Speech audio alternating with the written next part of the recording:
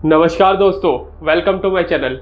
इस वीडियो से पहले हमने कितने ही हमलों के बारे में पढ़ा या सुना होगा, पर आज जिस शख्स के बारे में मैं बात करने जा रहा हूँ उसने एक नहीं, दो नहीं, बल्कि 17 बार हमारे भारत पर हमला किया और उन सब हमलों में सक्सेसफुल भी हुआ, जिसको कि आज हम महमूद ऑफ गजनवी के नाम से जानते हैं। जिसका कि सबसे फेमस हमला जो कि किया था सोमनाथ मंदिर के ऊपर। तो आइए जानते हैं ऐसे क्या रीज़न थे जिसकी वजह से इसने इंडिया के ऊपर 17 बार हमला किया और उन सब में सक्सेसफुल भी रहा। तो वीडियो को एकदम एंड तक देखना ताकि एकदम अच्छे से समझ आए।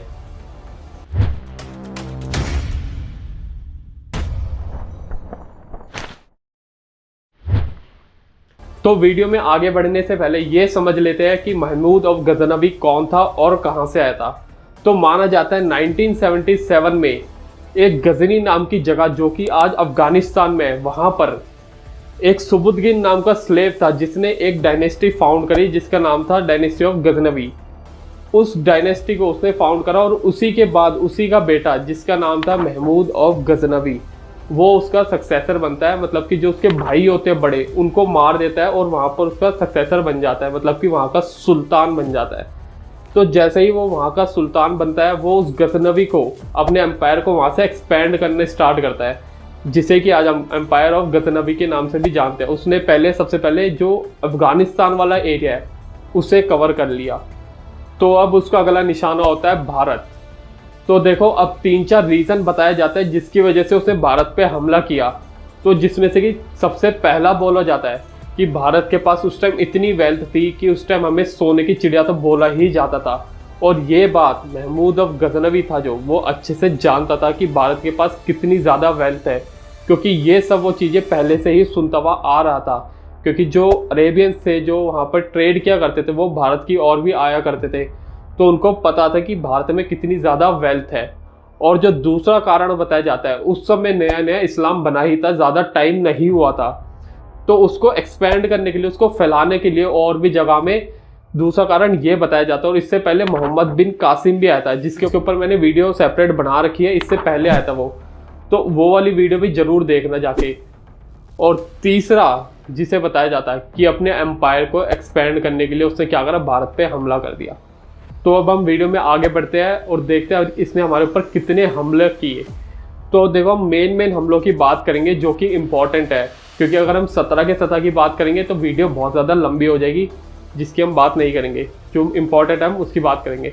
तो देखो जो सबसे पहला हमला हुआ था इसने किया था 1001 AD में। तो उस समय जो हमारा भारत है उसका जो नॉर्थ वेस्ट वाला एरिया, मतलब कि जो पाकिस्तान वाला एरिया है, हरियाणा पंजाब, तो इस जगह सबसे पहले उसने पाकिस्तान वाले एरिया में हमला किया, पेशावर में। वहाँ के राजा थे जयपाल, तो इससे सबसे पहले उन पे हमला किया जिसमें लड़ाई हुई और जयपाल जो राजा थे वो वहाँ पर हारे गए। फिर ये क्या करता है, उनको लड़ाई के बाद अपने साथ ले जाता है अफगानिस्तान में, फिर उनको छोड़ देता है।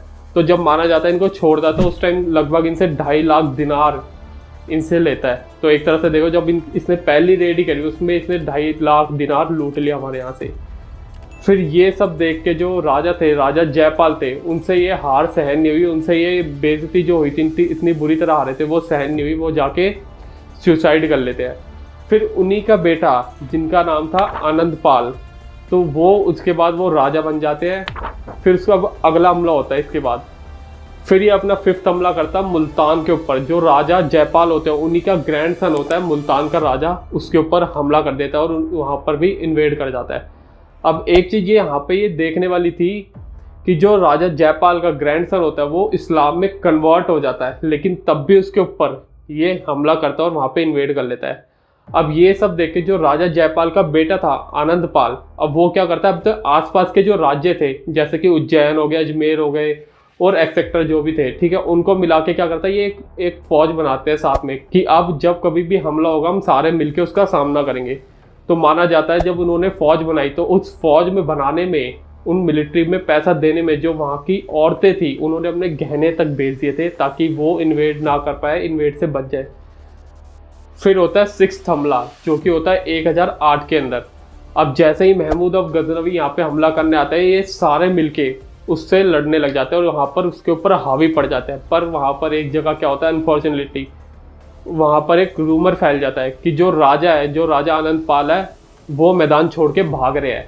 अब ये रूमर फैल जाता है, इसके कारण क्या होता है, वहाँ पर जो सेना थी वो भी पीछड़ने लग जाती है और ऐसे करके महमूद ऑफ गजनवी जो था वो जीत जाता है और ये इतने सारे लोग मिलके भी वहाँ पर हार जाते हैं। तो जब ये लड़ाई हारे ना, तो वहाँ पर उसके बाद जो प्रॉपर इसका रूल था वो वहाँ पे एक तरह से इस्टेब्लिश हो गया, वहाँ पे इस्लाम आ गया और ये इतनी गंदी तरह ब्रूटली लोगों को हत्या करता था ना, ये समझ लो 2 दिन के अंदर उनकी सेना में जितने भी लोग थे सबको मरवा दिया। तो ये था इसका सिस्टम ला। फिर इसने 1018 में मथुरा के ऊपर हमला किया, जो कि बहुत ही सुंदर शहर था उस समय यार, ये लगा लो वहाँ पर 1000 मंदिर थे, 1000। तो इतना सुंदर शहर था, ये आया वहाँ पे उसने हमला करा, 1000 के 1000 मंदिर तोड़वा दिए। और तुड़वाने के बाद इसने भी उसकी तारीफ करी, बोला कि जो मथुरा शहर है उसके जैसी अगर कोई मेरे को सिटी बना के दे देना तो मैं उसको लाखों दिनार देने के लिए तैयार हूँ, इतनी सुंदर सिटी है वो। तो सोच के देखो, जिसकी तारीफ इसने भी करी लेकिन उसको इसने फिर भी नहीं बख्शा, उसको भी तोड़ दिया। इतनी सुंदर जो शहर था वहाँ पे 1000 से ऊपर मंदिर, तो सोचो उसको तोड़ दिया गया इसके द्वारा। फिर जो इसका अगला हमला था जो कि हुआ था सोमनाथ के ऊपर, जो सबसे ज़्यादा फेमस माना जाता है, इसको बोला जाता है 16th हमला था इसका, जो कि हुआ था 1025 में। तो जब इसने सोमनाथ पे हमला किया था तो उस समय यार उसने इतनी वहाँ से वेल्थ ले ली थी। उस समय क्या होता था, जो लोग थे वो अपना सोना चांदी क्या करते थे, बैंक तो हुआ नहीं करते थे, माना जाता है वो मंदिरों में रखवा दिया करते थे। तो वहाँ पर जब इसने हमला किया, मंदिर को तोड़ दिया, वहाँ पे जितनी वेल्थ लूटी थी ना, मतलब अब तक की सबसे ज़्यादा वेल्थ इसने सोमनाथ मंदिर को तोड़ के जीती थी। अब जब ये सोमनाथ मंदिर पे हमला करने आया, वहाँ का जो राजा था वो भाग गया इसके डर से और वहाँ की जनता अकेली रह गई। इसने आराम से सोमनाथ लूटा और वहाँ से चला गया। लेकिन माना जाता है रास्ते में जाते हुए एक जाट कम्युनिटी थी, उसने क्या करा, इसका अपोज करा, तो इनमें थोड़ी झड़प हुई, लेकिन ये उस समय वहाँ पे निकल गया। फिर माना जाता है उसके अगले ही साल जो जाट कम्युनिटी है उससे ये बदला लेने वापस आया, जो कि इसका था लास्ट हमला, 17th हमला। उसमें इसने जाटों से लड़ाई करी और वो बदला लेके उसके बाद ये चला गया। उसके बाद 1030 में इसकी वहाँ पर मृत्यु हो जाती है। तो ये थी कहानी एक लुटेरे की, जो कि हमारे यहाँ तो एक विलन माना जाता है, पर जो अफगानिस्तान है जहाँ ये गजनी में था वहाँ पर इसको एक हीरो की तरह देखा गया। क्यों? क्योंकि इसने जो दूसरे रिलीजन थे उसको हटा के उनको लोगों को वहाँ पर कन्वर्ट करा, उनकी जो मूर्ति पूजा करते थे वहाँ पर वो सब तोड़ी, जिसकी वजह से इसको बहुत ज़्यादा रिस्पेक्ट दी गई और ये अपने वहाँ पर बहुत ज़्यादा रिस्पेक्टेड एक सुल्तान, एक राजा समझ लो माना जाता था। तो वीडियो होती है यहीं पे ख़त्म। अगर वीडियो अच्छी लगी हो तो वीडियो को ज़रूर लाइक करना, नीचे सब्सक्राइब का बटन है वो दबाते हुए जाना। तब तक के लिए मिलते हैं आने वाली अपनी नेक्स्ट वीडियो में लिए, तब तक के लिए बाय, जय हिंद।